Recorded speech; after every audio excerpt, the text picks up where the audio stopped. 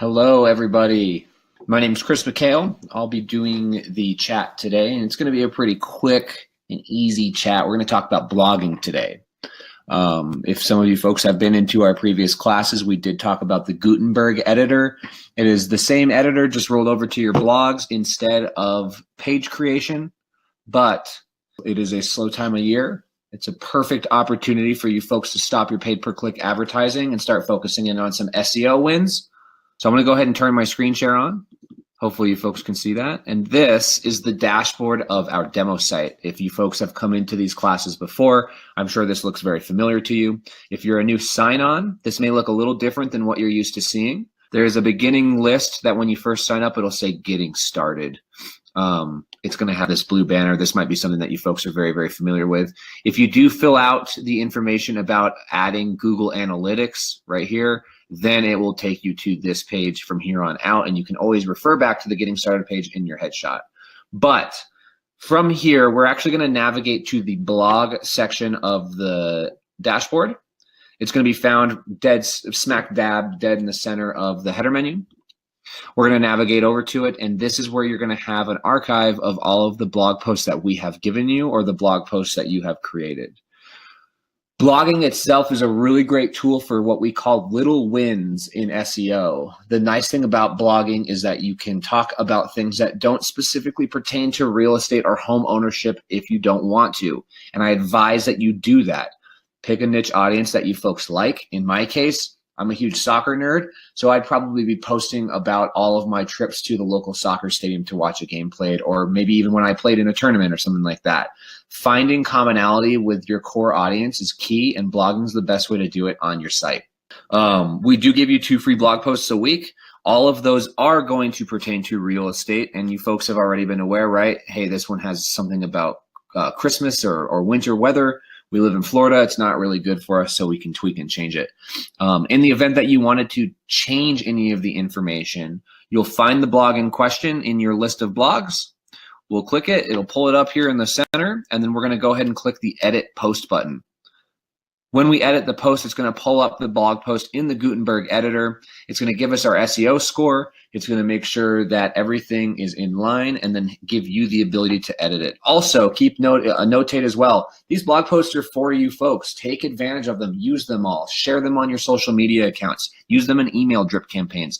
These are really, really good key things to have on your site to have that sphere of influence grow in your area and in your community, and you become that resource for people. So it's a really, really great tool, and I think it's underrated personally. I know a lot of people hate writing.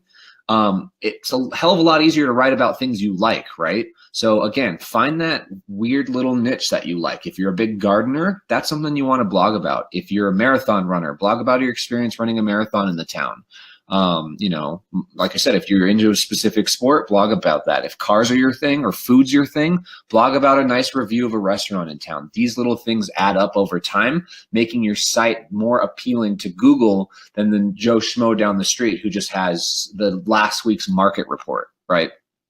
So think about stuff that you find attractive and fun to do and add them to your page via a blog. In this case, we're talking about the cure for wet basements. This is another really great example. In Florida, right? You guys are all on sand. Very rarely do you have basements. New Mexico's the same way. Our whole city. You can't even put buildings higher than like 20 stories here because they sink in the sand. Same idea. So this might not work for people in the Southwest. It might not work for people in Florida. But you can still use this information, right? Maybe it's not necessarily the cure for wet basements, but you can talk about the cure of just making sure your house is waterproof when it comes to places with heavy rainfall, things like that. If you notice here, it's all just content. It's real basic, right? We have an image for it, and that's about it. But maybe I might want to add a couple more information, maybe to a local plumber, information about a local plumber or a local handyman. What we'll do is we'll hit the little plus button to add a block. I'm going to share an image first. And the nice thing about this is that I can always upload images or go to the media library. And the sweet deal with it is that we can find stuff in our media library, go to the upload files button, and boom, you've got yourself a Pixabay image uploader. So this is all of the Creative Commons use images that we're connected to via pixabay.com. I'm going to search for plumber. we're going to get some pretty weird looking plumbers for sure, but that's okay. We'll still use them. I'm going to use, I like this image. It's pretty clean. So I'm going to use this image in the blog post. It's going to upload to our media library. And I do apologize about our Albuquerque internet. It's not the best in the country, that's for sure. We don't even have fiber yet. There we go. I'm going to select that image, and it's automatically going to be placed into the blog post for me, which is super slick. Now, if I highlight this image, there's a couple things I can do. Anytime you're using a tool or you're using a block, it's going to pull up information that you can change. So for the image's sake, I can change the alt text, right?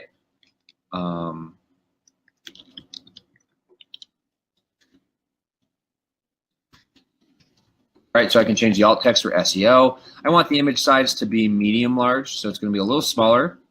I can adjust anything, and then the other cool thing is I can actually link this out, right? So if I want to send this to Angie's list, if they click this faucet, it'll redirect to Angie's list. Or if I have another blog about my top 5 recommended plumbers to use, you can have it, click the image to find it, boom, redirect to it. So you can keep your sphere of influence large and intact via images or via links or blog posts and everything in between. The general rule of thumb is any one of these blocks have tools available to you on the right-hand side. Now, if I wanted to do a list of plumbers, right? And then go down. Right, so I'm getting that list set up, and then I want to link these guys out. I can link them out to specific plumbers or highlight them in whatever. So there's all kinds of really great tools that you can do. There's all kinds of really great tools that you can add to these blog posts that we've created for you. The other really nice thing about it is you have a document setting whenever you click the title. This is going to show you everything you need to know about the page. So it's going to give you an SEO score bar when I enter in a focus keyword. Wet.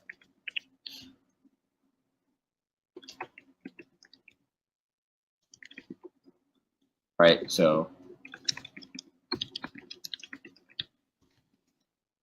I'm adding all this information for SEO.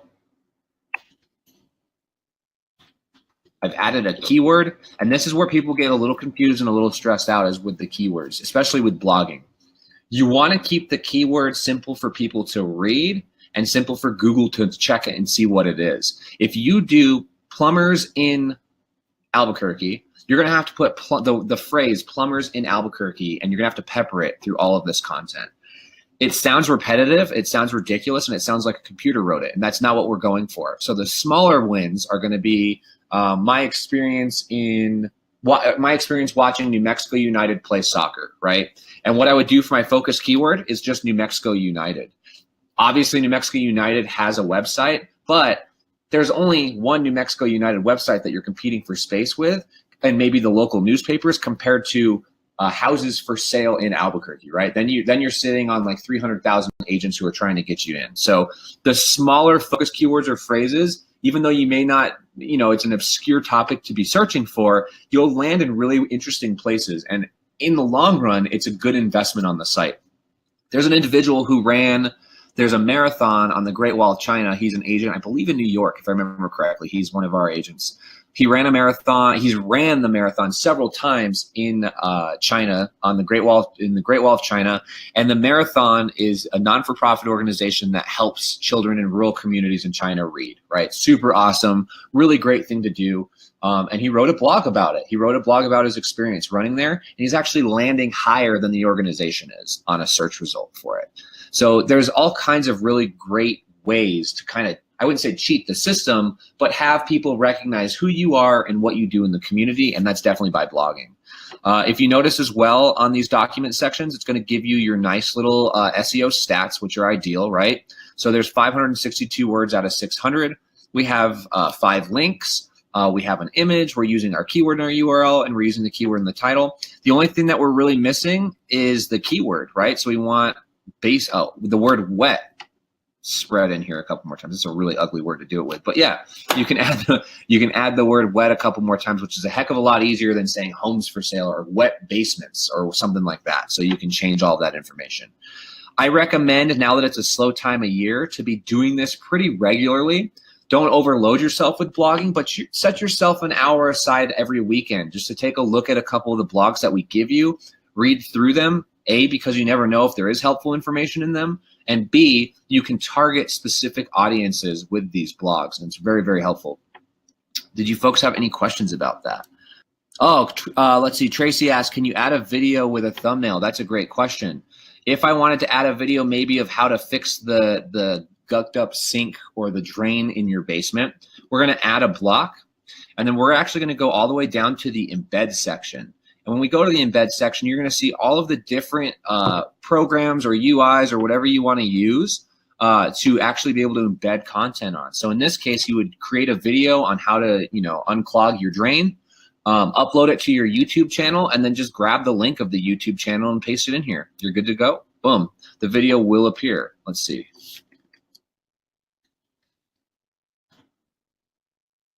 I'll give you a good example.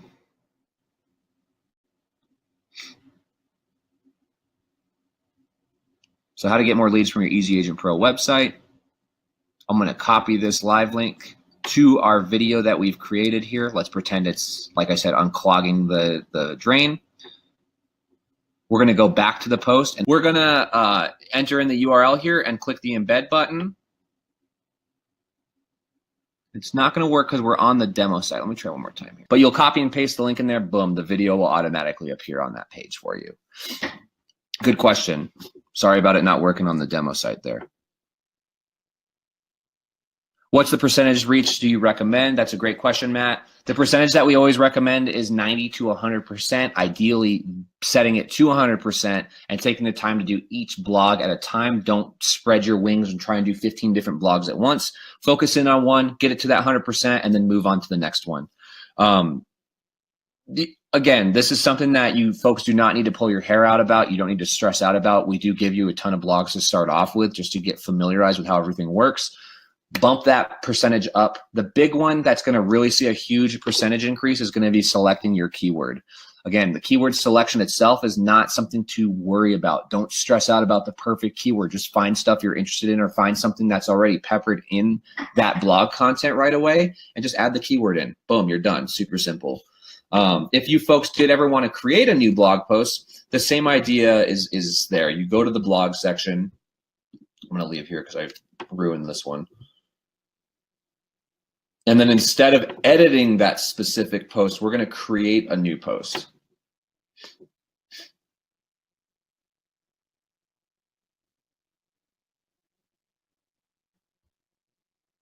And then it's just a blank, clean slate, right? You add the title.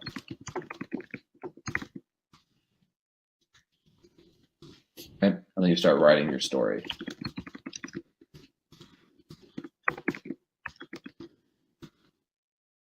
Done. Now, the other thing that we want to double check as well, let's pretend that maybe I'm doing a vlog, a video series of my daily life as a real estate agent and the pros and cons to maybe condo buying versus home buying, and I had a vlog about the entire thing. Dustin Brome's a great example of that. What you can do with these posts is you can categorize them.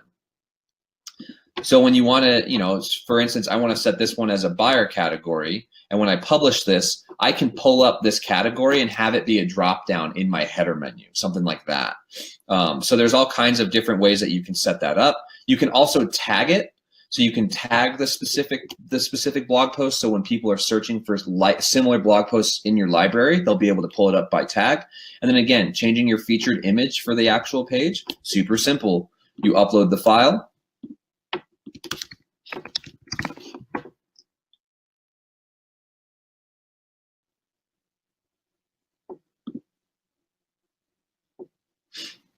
And once the file is uploaded, you'll select it, and now you've got yourself a nice, big, beautiful featured image on that blog post that you've created. You can replace it. You can do whatever you want to. There are templates as well for the blog post. So if you wanted the blog to just be a full page with the hero image and then just the content, you can do that. Same thing where we actually put the title and the share buttons up in the hero image. And then we also have some with the sidebar and title. This one, these guys here, I would say probably perform better than just the basic blog post, because these boxes that you see are actual calls to action on the site. Want a free home valuation? Click here. Interested in seeing more blogs? Click here. Have any questions? Click here, right? They fill the form out, boom, you've generated a lead just from your blog post. It's a super great tool, really, really neat.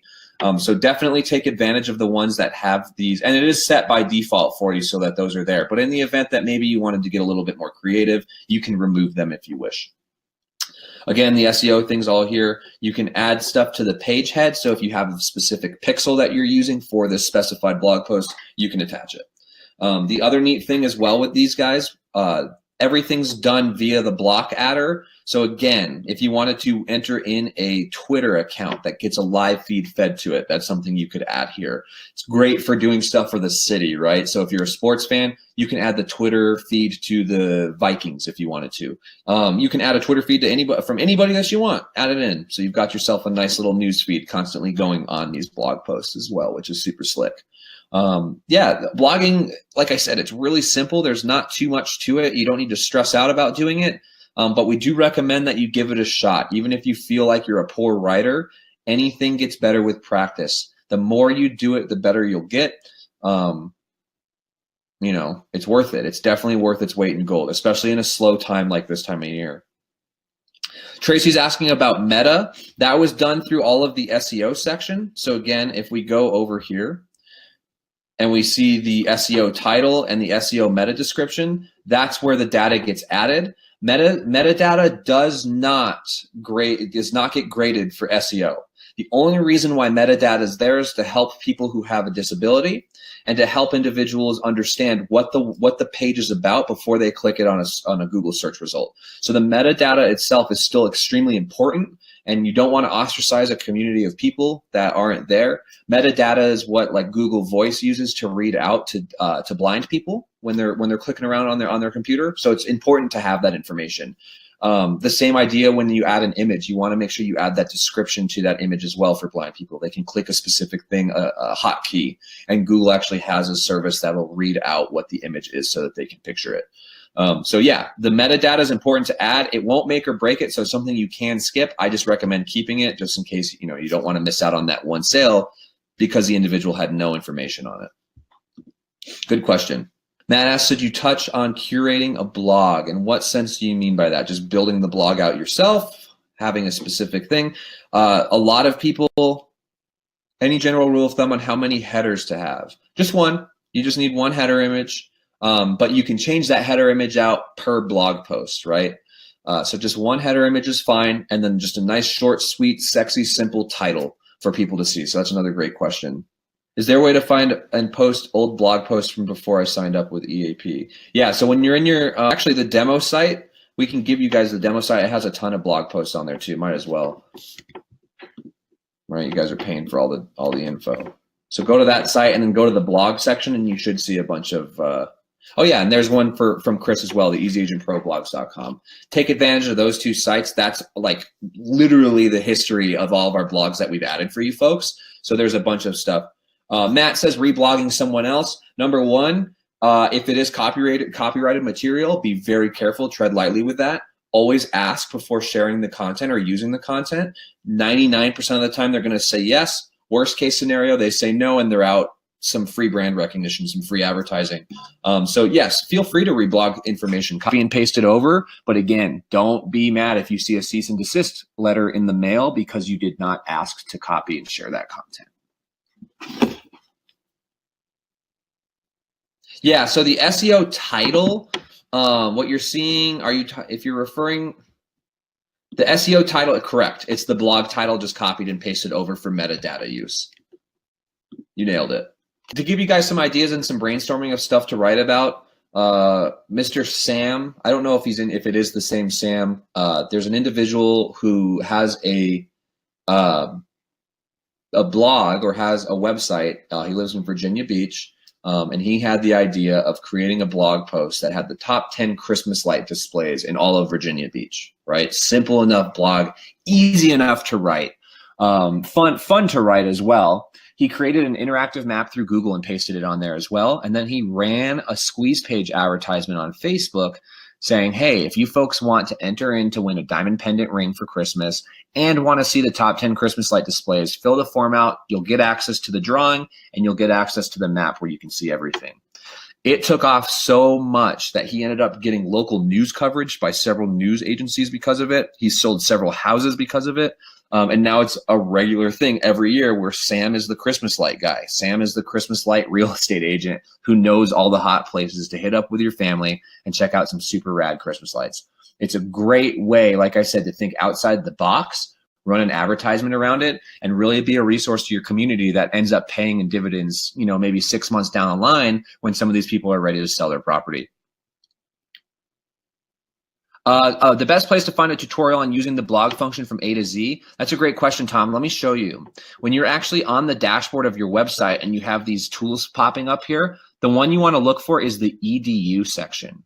This is going to be your general LeadSite 101 course. It's going to have everything that we've got available to you, or that supports got available to you, all embedded in great videos, animated GIFs, and content. Definitely take a look at it. The big one, if you use the search and just search blog, it's going to pull up information about blogs, changing the blog template. Is it safe to post, right? How much trouble can you get into if you do copyright infringement? We've got the lowdown on that.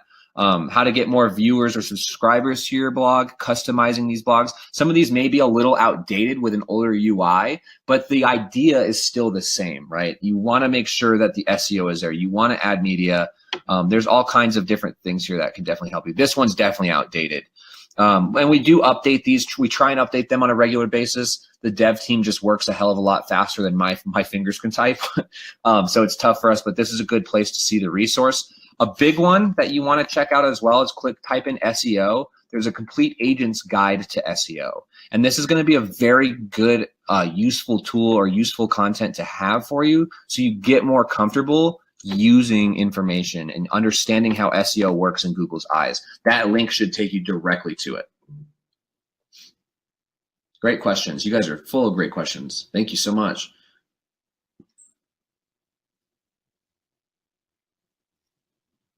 But yeah, blogging's great. I mean, we've seen all kinds of really great ones. They're even, I mean, I'm a huge Portland Timbers guy, big fan of the soccer team. There's another agent who, lives and has his website in Portland, and that's what he posts about, is going to the games. So there's all kinds of different things that you could talk about. Again, food is a big one, right? Not only are you becoming a good resource in your local area to find the best places to eat, in the end of the day, food is something that everybody eats, and it comes out the other end, right? It's the ultimate way to get in contact with people, is to talk about food.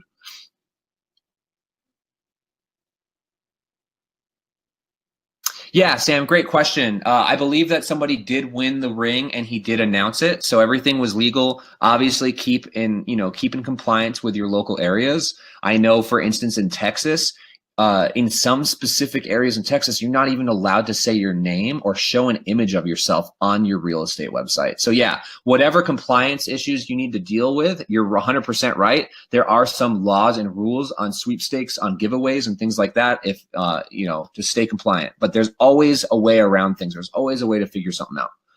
We want people to click on a link that leads them to our site, then capture their info and send them in emails through MailChimp. Can we use paths to do that? Absolutely, you can. Can you give me a link to your website and I'll show you exactly how to do that. All right, Kristen, take a look. We're in the app section of our website. And the one that we're looking for is obviously the Paths app. Looking for the Paths app. So the first thing that you need to do is you need to connect MailChimp to the actual website. And the way that you do that is you're going to go to the API settings.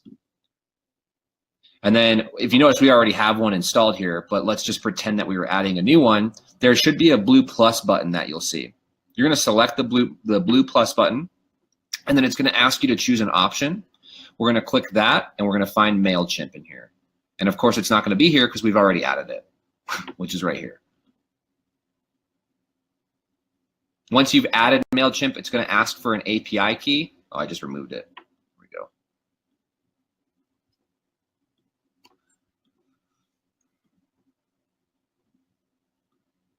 There's MailChimp. So we're going to select it, It's going to ask for an API key from your MailChimp account. If you want to figure out how to find that API key, there's always a green link button that says Learn More, and there's a step-by-step instructional document on how to find that information. So here's where it shows you how to pull it up. You're going to copy and paste the API key here, and then you're going to go ahead and click Save. Once you've saved it, the MailChimp account and your EasyAgentPro account are going to be communicating at this point, and now it's time to create that drip campaign in MailChimp. Once you've completed the drip campaign, you're going to go back to your Paths app. There's a edit button here, but the one we want to do is create a new path.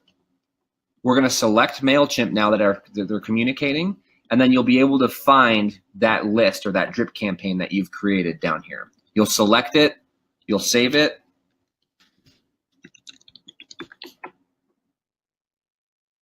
All right. Now that it's saved, we can navigate back to Paths. And there it is. There's the drip campaign, right? Now, the nice thing that you can do from here is you can automatically set it by the path globally. So if you're running a very specific advertisement, or you're running a very specific call to action on your homepage, you can adjust it here and pull up that drip campaign.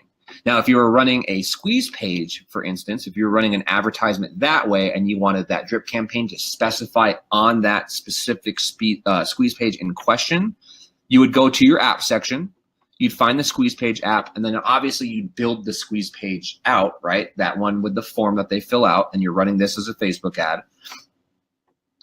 And then under the edit, while you're editing the squeeze page, there is going to be a Paths button. You're going to select it. And there's that drip for sellers MailChimp that I just created. I'm going to turn that one on. And it should show that it's on now, and click OK. And now anytime that I run this specific advertisement out on Facebook, any lead that's generated from it will automatically go into that drip campaign once the lead has been created. I know it's a lot of information. Please, please, please let me know if you have any more questions. So the first thing will be to do is to enter in the API key and get MailChimp connected, create the drip campaign, and then add that drip in Paths, and then you can select that drip campaign for anything else that you're doing. Hopefully that helps you out, Kristen. With that said, I think we're going to wrap it up. We've only got about 6 more minutes. Hopefully this helped you out. Kristen, this is going to be uploaded to YouTube, I believe, by Friday, so you'll have something to refer back to. If you're still stuck on it, please, please, please use the help button located in the dashboard, and we'll be happy to help you out further. Have a great rest of your day.